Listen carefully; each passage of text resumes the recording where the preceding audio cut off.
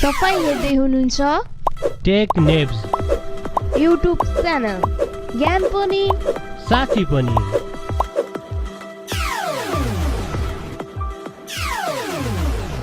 साथीहरु, स्यामसङले एउटा चाहिँ नयाँ मिड रेन्जको मोबाइल चाहिँ मार्केटमा ल्याउने तयारी गरिरहेको छ, जसको बारेमा मैले अलरेडी नै भिडियो बनाइसकेको थिएँ र तपाईलाई चाहिँ साथीहरु यसको चाहिँ प्राइस पनि मैले भनिसकेको थिएँ कि नेपालमा चाहिँ यो 16,000 देखि 32,000 को रेन्जमा चाहिँ हामीले पाउन सक्नेछौँ। जुन चाहिँ साथीहरु स्यामसङ ग्यालेक्सी M सिरिजको M10 को चाहिँ मैले चाहिँ प्राइस भनेको थिएँ भने चाहिँ अहिले चाहिँ M20 को प्राइस पनि लिक भएको छ साथीहरु। र आज हामी चाहिँ M20 को कन्फिगरेसन र M20 को प्राइस कति छ र नेपालमा कतिसम्म र कहिलेसम्म हामीले पाउन सकिन्छ यसको बारेमा हामी कुरा गर्नेछौँ। So without delay let's begin. हाम्रो च्यानललाई सब्स्क्राइब गरी लेटेस्ट अपडेट पाउनको लागि बेल आइकनलाई क्लिक गर्न नभुल्नुहोला।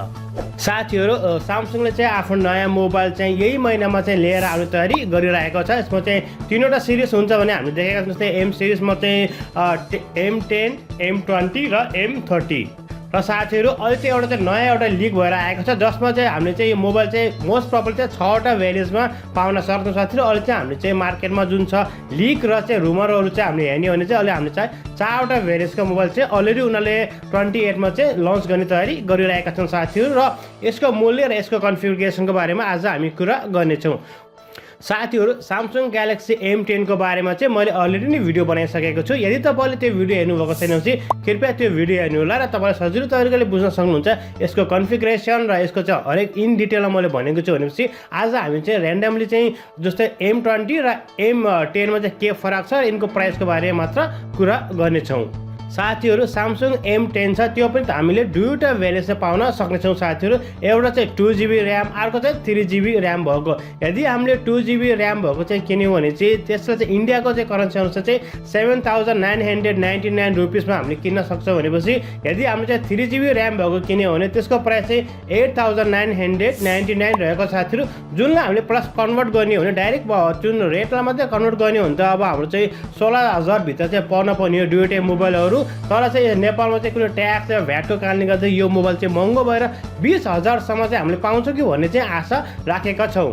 साथीहरु, यसैगरी यदि हामीले चाहिँ M10 को डिस्प्लेको कुरा गर्ने हो भने हामीले चाहिँ 6.2 इन्चको HD डिस्प्ले पाउन सक्नेछौँ र यसलाई मैले भनिहालेँ हामी चाहिँ दुईवटा भेरिएन्टमा पाउनेछौँ। एउटा चाहिँ 2GB र्याम, अर्को चाहिँ 3GB र्याम चाहिँ दुईवटामा हामीले पाउन सक्छौँ। यसको स्टोरेज चाहिँ 32GB को छ र साथीहरु यसमा चाहिँ ब्याट्री जुन छ त्यो चाहिँ हामीले 5000 mAh को नपाइकिन 3400 mAh को मात्र ब्याट्री पाउनेछौँ साथीहरु। र यसमा चाहिँ उसले चाहिँ आफ्नै प्रोसेसर युज गरेको छ, जुन स्यामसङको आफ्नै एक्सोनोस प्रोसेसर छ, त्यो चाहिँ 7872 प्रोसेसर उसले युज गरेको छ साथीहरु। र साथीहरु, यसैगरी यदि हामीले यसको क्यामेराको कुरा गर्ने हो भने चाहिँ 13 मेगापिक्सल प्लस 5 मेगापिक्सलको चाहिँ दुईवटा क्यामेरा रहेको छ। त्यसैगरी चाहिँ सेल्फी क्यामेरा छ, त्यो चाहिँ 8 मेगापिक्सलको रहेको छ। र साथीहरु, यसैगरी यदि हामीले यसमा डिस्प्लेको कुरा गर्ने हो भने हामीले यसमा पनि टियर ड्रप डिस्प्ले पाउन सक्नेछौँ।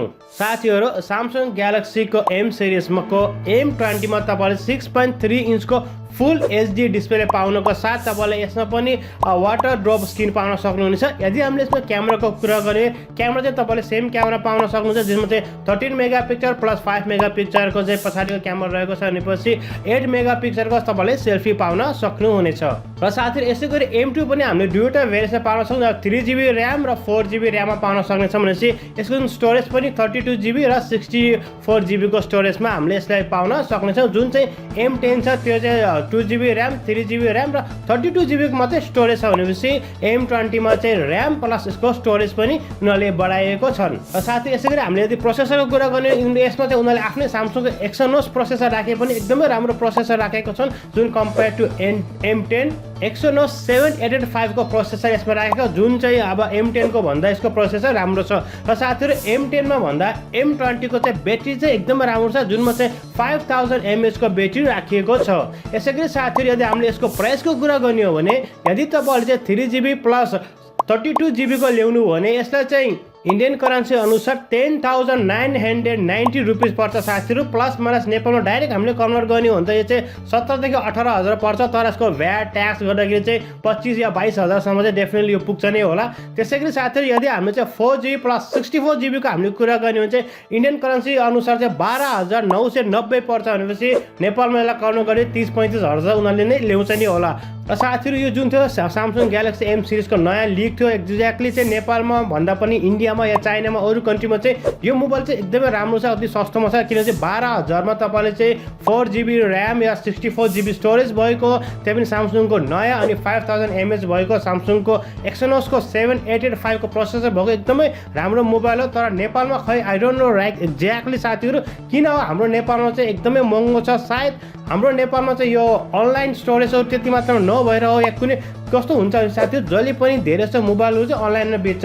स्पेसली यो ट्रेन्ड लिएको भनेको स्वामीले, तपाईँलाई थाहा छ स्वामीले प्रायः जस्तो अनलाइनमा बेच्छ, यति सस्तो बेच्छ, एकदमै राम्रो भएर साउथ एसियाको one of the best mobile company भएको छ भने त्यसै गरी अहिले चाहिँ धेरै जसोले अनलाइन मार्केट गर्न गइरहेको छ। र सायद नेपालमा यो अनलाइनको पनि अभावले होला, सायद हुन त धेरै नै अब हाम्रो चाहिँ अनलाइन जुन सपिङहरू बनिरहेको छ नेपालमा पनि, तर पनि खै किन कसरी हो एकदमै महँगो छ। इट क्यान बी भ्याटको प्रब्लम हो या जुन 13% भ्याट प्लस ट्याक्स लगाउँछन् या I don't know exactly problem चाहिँ के हो। मैले यसको बारेमा चाहिँ स्टडी गरिरहेको साथ थियो। यदि मैले चाहिँ राम्रो तरिकाले हरेक कुरालाई कम्बाइन गरेँ भने डेफिनेटली यसको बारेमा म भिडियो बनाउँछु कि हाम्रो नेपालमा अरू देशको भन्दा हाम्रो मोबाइल किन महँगो छ। यो प्रश्न चाहिँ म आफैलाई पनि सोचिरहेको छु साथी, र मैले स्टडी गरिरहेको छु। तपाईँलाई कस्तो लाग्छ? मलाई चाहिँ लाग्छ भनेपछि मैले तपाईँलाई भनिसकेँ मेन अनलाइन, किनभने धेरै जसो अनलाइन स्टोरेजहरू नेपालमा आउँदैन, जस्तै एमाजोन भयो। अब इन्डियाको फ्लिपकार्टले चाहिँ हाम्रो नेपालमा दिँदैन, धेरै जसो जुन छ अब हुन त अलिबाबाले दिइरहेको छ, you can go from the Ayush bag, तर एकदमै महँगो छ। आयुष ब्यागले पनि तपाईँले चाहिँ मोबाइल चाहिँ डेलिभरी गर्दैन। र साथीहरू अर्को चाहिँ मलाई लाग्छ यो भ्याटको कारणले गर्दाखेरि एकदमै भ्याट धेरै लाग्छ। तपाईँले देखिराख्नु भएको छ यति सस्तो मोबाइल इन्डियामा छ 8,000 हो चाहिँ नेपालमा त्यसमा चाहिँ 20,000 पर्छ। ओ माई गड, यति महँगो पर्छ नेपालमा। Exactly I don't know what was the reason, तर मैले स्टडी गरिरहेको छु।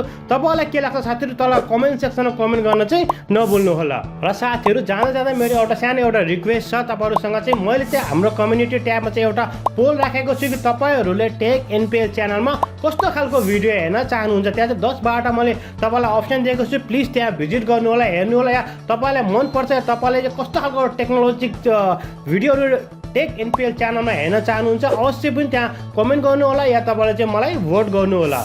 साथीहरू मलाई आशा छ तपाईँहरूलाई आजको यो भिडियो मन पर्यो होला। यदि यो भिडियो सम्बन्धी कुनै सल्लाह या सुझाव छ भने कृपया हाम्रो कमेन्ट सेक्सनमा कमेन्ट गर्न चाहिँ नभुल्नु होला। र साथीहरू यदि तपाईँहरूमध्ये कुनै साथीहरू हाम्रो च्यानलमा नयाँ आउनुभएको छ भने कृपया हाम्रो च्यानललाई सब्सक्राइब गरी साथमा रहेको बेल आइकनलाई क्लिक गर्न नभुल्नु होला। तबसम्मको लागि bye bye, take care, have a great and fun time.